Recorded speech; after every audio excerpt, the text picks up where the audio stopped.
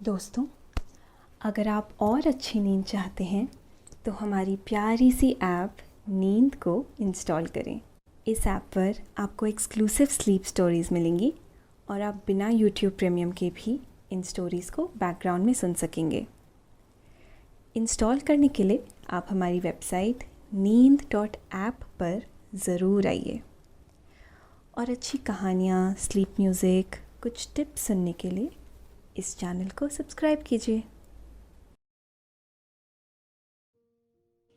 नमस्कार, मैं हूँ पायल और आज मैं प्रस्तुत करती हूँ आकाश कौशिक द्वारा लिखी एक खूबसूरत स्लीप स्टोरी, फूलों वाली लड़की। ये कहानी सुनकर आपके जीवन में फूलों की बहार आ जाएगी। ये कहानी एक लड़की छाया के बारे में है, जिसके पास एक शक्ति है जिससे वो कभी भी कहीं पर भी फूलों का पेड़ बन सकती है। छाया एक दिन अपनी बहन के साथ इस विद्या का प्रयोग कर रही होती है और फूलों का पेड़ बन जाती है। ये सब पेड़ के पीछे छिपा एक आदमी देख लेता है और सारी बात राजा को बता देता है। राजा तुरंत उस लड़की की शादी राजकुमार से करा देते हैं। छाया और राजकुमार दोनों अपना शादीशुदा जीवन खुशी से जीते हैं। परंतु एक दिन छाया की नंद उससे पेड़ बनने को कहती है। तब छाया पेड़ बन तो जाती है, परंतु उसकी नंद उसे वापस लड़की नहीं बना पाती और छाया वहीं जंगल में खो जाती है। राजकुमार कई दिनों तक अपनी छाया को ढूंढते रहते हैं, लेकिन क्या राजकुमार छाया को खोज पाते हैं? ये हम जानेंगे आज की कहानी में। लेकिन उससे पहले आप अपने आसपास की सारी लाइट्स ऑफ करके आराम से लेट जाएं। अपनी आंखें धीरे से बंद कर लीजिए। अब थोड़ा सा अपने शरीर को आराम दीजिए। थोड़ा और आराम।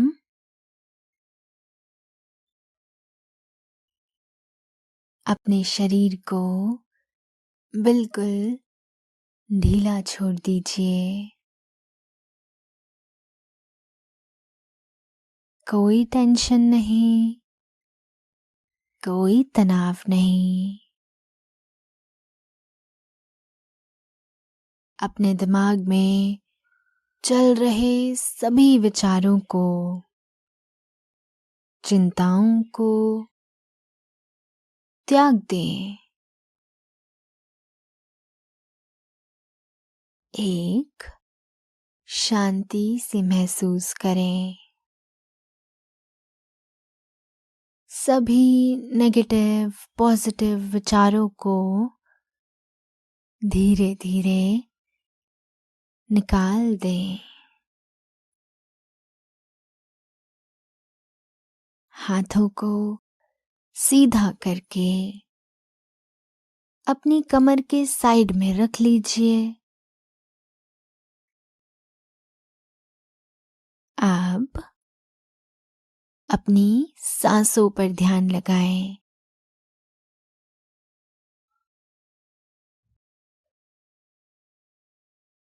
आप अच्छा महसूस कर रहे हैं,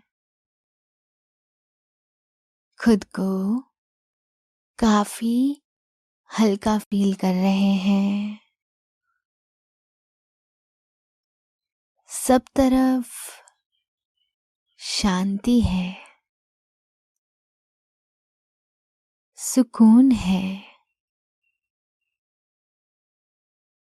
खामोशी है। एक बार की बात है, एक राज्य में एक बूढ़ी औरत रहा करती थी। वो शरीर से बहुत लाचार थी और आसपास के घरों में काम करके अपना और अपनी 2 बेटियों का गुजारा किया करती थी। उसका एक बड़ा बेटा भी था जो एक दुर्घटना में चल बसा था। छाया और माया, उसकी दोनों बेटियां बड़ी ही होनहार थी और घर के सभी कामकाज किया करती थी। छाया तो खाना बनाने से लेकर सिलाई, कढ़ाई और बुनाई सभी चीजों में सबसे आगे थी।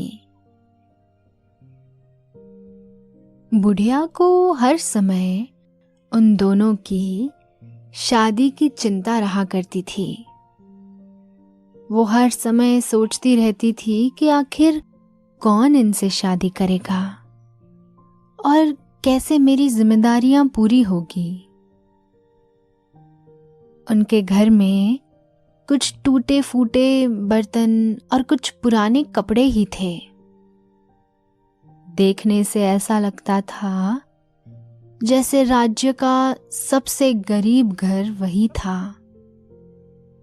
छाया की सुंदरता सभी लोगों में चर्चा का विषय थी, परंतु उससे भी अधिक एक बात थी जिसे कोई नहीं जान पाया, और वो था उसका मन, जो इतना पवित्र और शीतल था कि देवता भी उसे तुलना करे।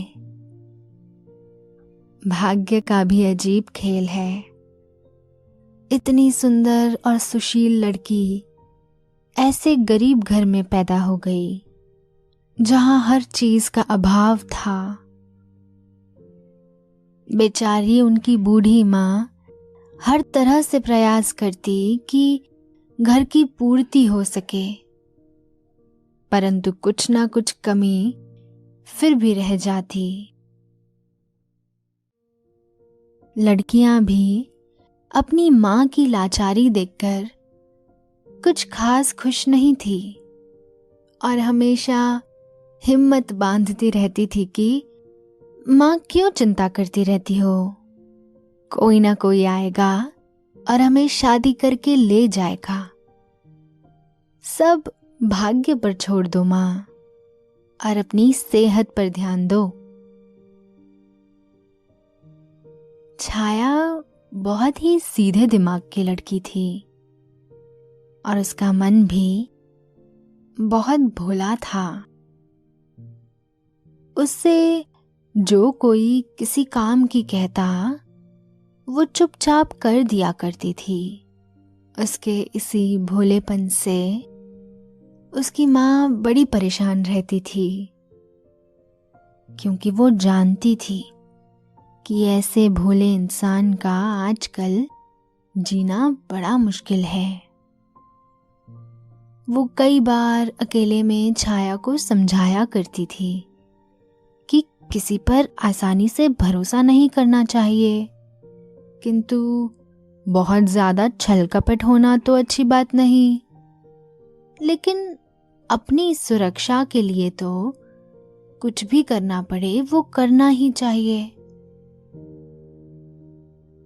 छाया बड़ी ही धार्मिक विचारों की थी और सुबह शाम पूजा पाठ आदि किया ही करती थी। बड़ी बहन घर के दूसरे कामों में लगी रहती थी।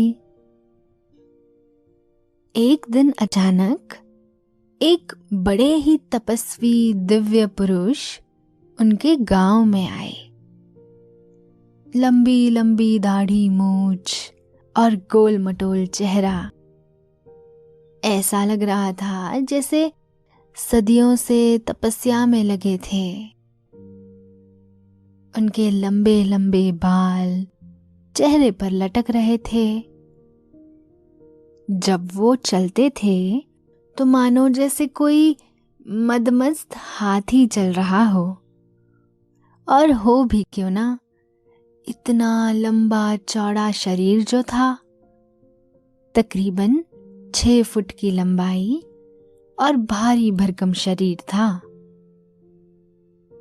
उनका तेज उनके चेहरे से ही झलकता था और पता चलता था कि ये कोई सिद्ध पुरुष हैं।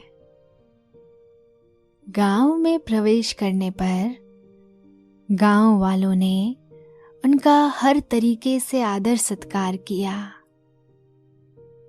तरह तरह के फूल और फल आदि से उनका पूजन किया और स्वादिष्ट सात्विक भोजन कराया। दोस्तों, अब से आप आपकी मनचाही दादी और नानी की कहानियों से प्यारी नींद की कहानियां सिर्फ और सिर्फ नींद ऐप पर ही सुन पाएंगे। तो इसी तरह हमारे साथ कहानियों के जरिए जुड़े रहने के लिए आपकी अपनी नींद ऐप इंस्टॉल करें। तपस्या से उठने के बाद पहली बार उन्होंने किसी गांव की सेवा स्वीकार की थी। इतने दिनों बाद अपना आदर सत्कार होते देखकर वो गांव वालों पर बहुत प्रसन्न हुए। उन्होंने कुछ दिन वहीं गांव में रहकर बिताने का संकल्प किया। अब गांव में उनको देखने आने वालों की भीड़ लगी रहती थी। सभी उनके दर्शनों को व्याकुल रहते थे। हर किसी की यही इच्छा थी कि एक बार जटाधारी बाबा के दर्शन हो जाए। एक दिन छाया भी अपनी बहन और अपनी माँ के साथ बाबा के दर्शन करने आई। पास आकर जैसे ही उसने बाबा के चरणों को हाथ लगाया, वैसे ही बाबा को कुछ अलग सा अनुभव हुआ और वो छाया को घूर घूर कर देखने लगे। छाया तो एक बालिका थी। उसने पहले कभी साधु बाबाओं को इतने करीब से नहीं देखा था, इसलिए वो थोड़ी असमंजस में थी। थोड़ी देर घूरने के बाद बाबा सब समझ गए और प्रेम भरी दृष्टि से छाया को देखने लगे। सबको लग रहा था कि पता नहीं छाया में ऐसा क्या देख रहे हैं बाबा जो नजर ही नहीं हटा रहे। किसी ने कहा, अरे भाई, जोगी बाबा हैं, इनकी लीला यही जाने। हम जैसे साधारण लोग कहाँ इनकी लीलाओं को समझ सकते हैं। साधु बाबा ने छाया को आशीर्वाद दिया और अपने सामने बैठने को कहा। थोड़ी देर बाबा ने सभी को प्रवचन सुनाया और समाज में एक दूसरे का सहयोग करते हुए कैसे रहा जाए, ये सब समझाया।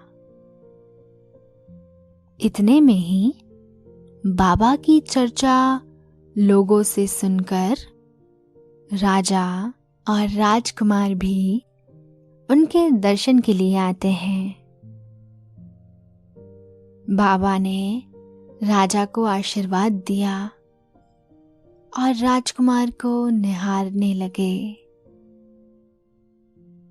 राजकुमार बहुत ही सुंदर और शांत स्वभाव का था। बड़ों का आदर करना और उनका हर कहना मानना उसका स्वभाव था। बाबा को जैसे उसे देखकर सब कुछ समझ आ रहा था। वो एक पल छाया को देखते और अगले ही पल राजकुमार को निहारते, परंतु उनके मन में क्या चल रहा था ये तो वही जान सकते थे। बाबा ने राजा और राजकुमार दोनों को आशीर्वाद दिया और कहा कि बहुत जल्द तुम्हारे घर में खुशियां आने वाली है। तुम्हारे घर में सूर्योदय होने वाला है और सारे दुख दर्द सब दूर हो जाएंगे। इतना कहकर बाबा हर हर महादेव दोहराने लगे। राज परिवार बड़ा ही खुश होकर राजमहल वापस चला जाता है और यहाँ बाबा को छाया के अंदर कुछ अलग अनुभव हुआ था जिसे वो किसी को बता नहीं रहे थे। प्रवचन समाप्त होने के बाद जब सभी लोग अपने घर वापस जा रहे थे, तब जाती हुई छाया को रोककर बाबा ने कहा, बेटी, आज शाम का भोजन हम तेरे हाथ से करेंगे। छाया ने सर झुकाकर प्रणाम किया और कहा कि ये तो मेरा भाग्य है कि आप मुझ पर इतनी कृपा कर रहे हैं। फिर सब खुशी खुशी अपने घर चले गए। छाया बहुत ही भक्ति भाव से बाबा के लिए भोजन की तैयारी करने लगी। बाबा ध्यान में बैठे थे और सामने से छाया भोजन की थाली सजाए बाबा को परोसने आ रही थी। छाया ने पहले कभी किसी साधु महात्मा को इस प्रकार भोजन नहीं कराया था, इसलिए वो थोड़ा घबरा रही थी। बाबा के पास आते आते उसके मन में हजारों विचार चल रहे थे। बाबा के पास पहुंचकर उसने बाबा के चरणों में प्रणाम किया और भोजन परोसने लगी। बाबा ने बहुत ही प्रेम से भोजन ग्रहण किया। इतना स्वादिष्ट भोजन पाकर वे बहुत प्रसन्न हुए। अब उन्होंने छाया को उनके सामने आकर बैठने को कहा और बाबा ने छाया के कान में एक मंत्र कहा और बोला, इसके बारे में किसी को मत बताना। बाबा फिर से ध्यान में चले गए और छाया वापस घर आ जाती है। रास्ते में वो बस इसी बारे में सोच रही थी कि ये आखिर कैसा अजीब सा अनुभव था। उसे अपने अंदर एक नई ऊर्जा और शक्ति का एहसास हो रहा था। ऐसी शक्ति जो पहले कभी अनुभव नहीं हुई। छाया का चेहरा एक अजीब से तेज से भरा हुआ था। घर वापस आकर छाया बाबा के बारे में सोचते हुए सो गई। अगली सुबह उठते ही उसे अपने भीतर एक दिव्य ऊर्जा का एहसास हुआ। दोस्तों, अब से आप bed time stories, guided meditation, relaxing music, इन सब का आनंद नींद ऐप पर ही उठा सकते हैं। सारा शरीर पुलकित हो रहा था। चेहरे पर तेज और शांति थी। माँ और बहन भी छाया का ये बदला बदला सा रूप देखकर हैरान थे, परंतु कोई भी उसके अंदर छिपी शक्ति का अंदाजा नहीं लगा पाया। ना ही छाया को पता था कि उसके साथ क्या हुआ है, और ना ही परिवार के किसी और सदस्य को। थोड़ी देर में खबर आती है कि बाबा गांव छोड़कर चले गए। सभी लोग बहुत दुखी हुए, परंतु जो होता है अच्छे के लिए ही होता है। बाबा को तो सभी को ज्ञान देना है, ऐसा सोचकर सब अपने अपने काम धंधे में लग गए। कुछ दिन बीत गए। एक दिन छाया अपनी बहन के साथ झूला झूल रही थी, और पास में ही एक बहुत सुंदर फूलों का पेड़ था। वो पेड़ छाया को बेहद पसंद आया, और वो उसके सुंदर फूलों की महक को सूंघने लगी। कुछ फूल तो उन्होंने तोड़ भी लिए और घर के लिए रख लिए। घर जाकर छाया ने उन्हीं फूलों से भगवान की पूजा की। अगले दिन पूजा के समय छाया वही फूल तोड़ने के लिए झूले के पास गई, तो वहां एक भी फूल नहीं था। सभी फूल बीती रात आई बारिश के कारण टूट गए थे। छाया को ये देखकर बहुत दुख हुआ कि अब वो भगवान की पूजा कैसे करेगी। अचानक उसके दिमाग में क्या तरकीब आई और अपनी बहन को बुला लाई। छाया बहन से बोली कि दीदी, आप पानी के 2 घड़े भर कर ले आइए। हम आज भगवान की पूजा के लिए खुद फूल बनाएंगे। खेल खेल में बड़ी बहन माया पानी के 2 घड़े भरकर ले आती है। छाया उन दोनों घड़ों के ऊपर कुछ मंत्र पढ़ती है और कहती है, दीदी, पहले घड़े का पानी मेरे ऊपर डालना और मैं थोड़ी देर में फूलों का पेड़ बन जाऊंगी, और फिर जितने चाहे उतने फूल तोड़ लेना, लेकिन ध्यान रखना कि एक भी शाखा टूटनी नहीं चाहिए। और फिर दूसरे घड़े का पानी मेरे ऊपर डालना, मैं फिर से लड़की बन जाऊंगी। बहन माया ने भी ऐसा ही किया। उसने पहले घड़े का पानी छाया के ऊपर डाला और छाया फूलों का पेड़ बन गई।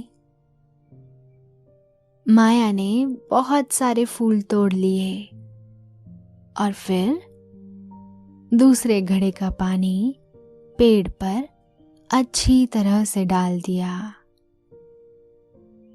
थोड़ी ही देर में छाया फिर से लड़की बन गई। ये चमत्कार देखकर दोनों बहनें बहुत ही खुश थीं कि अब वो जब चाहे जितने चाहे फूल प्राप्त कर सकती हैं। शक्तियां तो छाया के अंदर कई प्रकार की थी, परंतु उसे अभी इसी का पता चल पाया था। वो अपनी सारी शक्तियों से अभी तक परिचित नहीं थी। ये सारी घटना पेड़ के पीछे छिपा हुआ राजा का एक सिपाही देख रहा था। उसने सारी घटना राजा को कह सुनाई। घटना सुनकर पहले तो राजा हंस पड़े, किंतु फिर उसे साधु बाबा की बात का स्मरण हुआ। राजा ने सोचा, हो सकता है यही बाबा का इशारा है। उन्होंने तुरंत छाया की मां को बुलावा भेजा। राजा ने बुलाया है, ऐसा सुनकर छाया की मां मन ही मन घबरा गई कि न जाने अब क्या हो गया जो राजा ने बुलाया है। घबराते घबराते वो राजा के दरबार में पहुंची और बोली, हे राजन, हमसे ऐसी क्या भूल हो गई जो आपने मुझ जैसे गरीब को अपने दरबार में आने का आदेश दिया।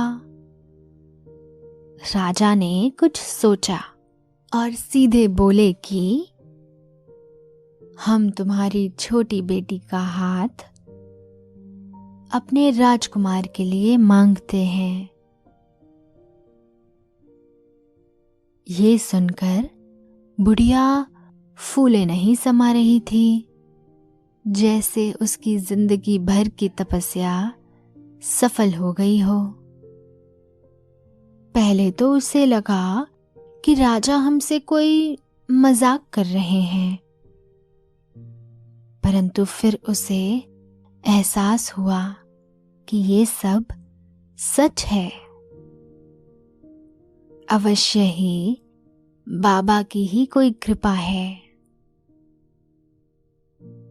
बुढ़िया ने भी देर नहीं की और तुरंत शादी का इंतजाम करने लगी। राजा ने बाबा का आशीर्वाद समझकर राजकुमार और छाया दोनों का विवाह कर दिया। अब राजमहल में एक अलग ही आनंद उत्सव था। जो राजमहल सदा सुना पड़ा रहता था, वो अब नई बहू के आने के आनंद में डूबा रहता था। सभी लोग बहुत खुश थे। छाया और राजकुमार दोनों ही अपनी शादीशुदा जीवन में आनंद मग्न थे। एक दिन राजकुमार को बिस्तर पर बिछाने के लिए फूलों की आवश्यकता थी। अचानक राजकुमार का मन हुआ कि फूलों पर सोएंगे। उसने छाया से कहा कि तुम जाओ और फूलों का इंतजाम करो। दोस्तों, अब से आप bed time stories, guided meditations, relaxing music, इन सब का आनंद नींद ऐप पर ही उठा सकते हैं। छाया ने बहुत कोशिश की, किंतु फूल नहीं मिले। और मिलते भी कैसे। बीती रात फिर से तूफान जो आया था, अब वो घोर संकट में पड़ गई कि अब करे तो क्या करे। अगर फूलों का इंतजाम नहीं किया तो राजकुमार बहुत नाराज होंगे। अंत में उसने यही तरकीब सोची कि मैं फूलों का पेड़ बन जाती हूँ और राजकुमार को सब बता देती हूँ। बस फिर क्या था, उसने राजकुमार को सब बता दिया। राजकुमार पहले तो विश्वास नहीं कर रहे थे, पर फिर उन्होंने कहा कि अगर ऐसा है तो करके दिखाओ। छाया ने तुरंत 2 मटके मंगवाए और मंत्र पढ़ दिए। देखते ही देखते वो फूलों का पेड़ बन गई और राजकुमार ने फूल चुन लिए। दूसरे घड़े का पानी पेड़ पर डाला और वो फिर से लड़की बन गई। दोनों बड़े आनंद से फूलों की सेज पर सोए और अब रोज ऐसा करने लगे। बाबा के आशीर्वाद का मजाक सा उड़ रहा था। रात के फूल खिड़की के बाहर फेंक देते थे। ऐसा करते करते राजमहल में फूलों का पहाड़ सा बन गया। ये देखकर छाया की नंद को उस पर कुछ शक हुआ। एक दिन महारानी ने किसी काम से छाया को उसकी नंद के साथ जंगल में भेज दिया। जंगल में मौका पाते ही नंद ने छाया से पूछा कि भाभी, या तो आप मुझे सारा सच बता दो वरना मैं माँ से कह दूंगी। छाया ने भी डर के मारे नंद को सब कुछ बता दिया। फिर तो नंद भी उसे फूलों का पेड़ बनते देखना चाहती थी। वो अपनी भाभी से जिद करने लगी कि मुझे भी दिखाओ। लाख समझाने पर भी वो नहीं मानी और मजबूर होकर छाया को पेड़ बनना पड़ा। अचानक तेज बारिश शुरू हो गई और नंद दूसरे घड़े का पानी छाया पर ढंग से डाले बिना ही भाग गई। छाया आधा शरीर लड़की का और आधा शरीर पेड़ का बनी रह गई। ना तो चल पा रही थी, ना उठ पा रही थी। मुख भी ठीक से नहीं बन पाया, इसलिए बोल भी नहीं पा रही थी।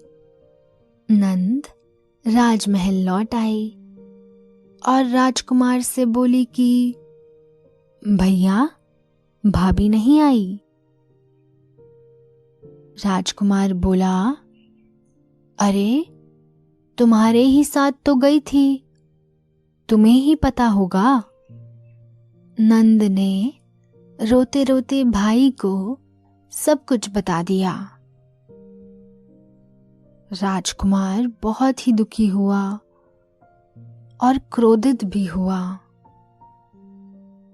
बोला, तुम्हें तो बाद में सजा दूंगा, पहले अपनी छाया को ढूंढता हूं। खोजते खोजते कई दिन बीत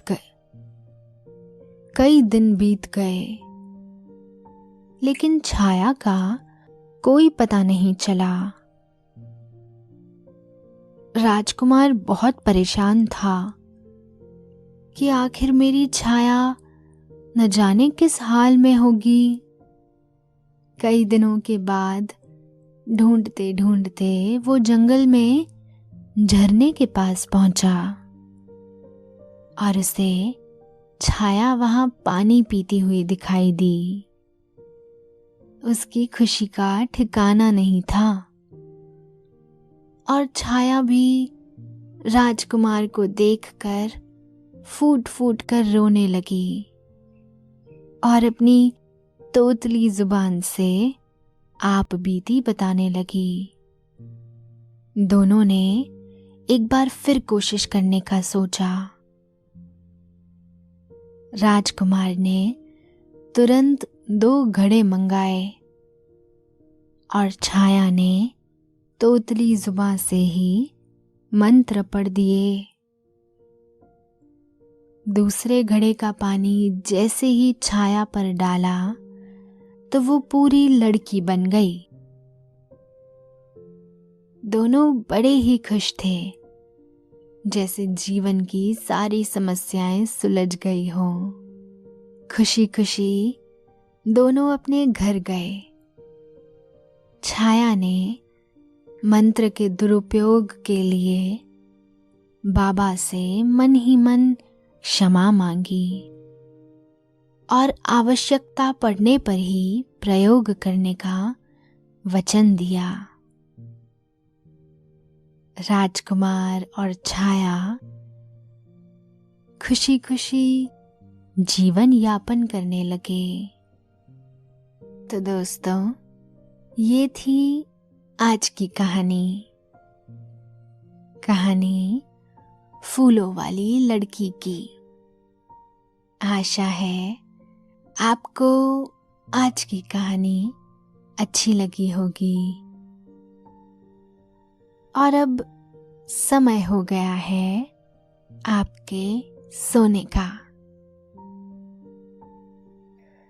अब आप धीरे धीरे नींद की ओर बढ़ते जा रहे हैं और नींद आपको अपनी आगोश में समाती जा रही है,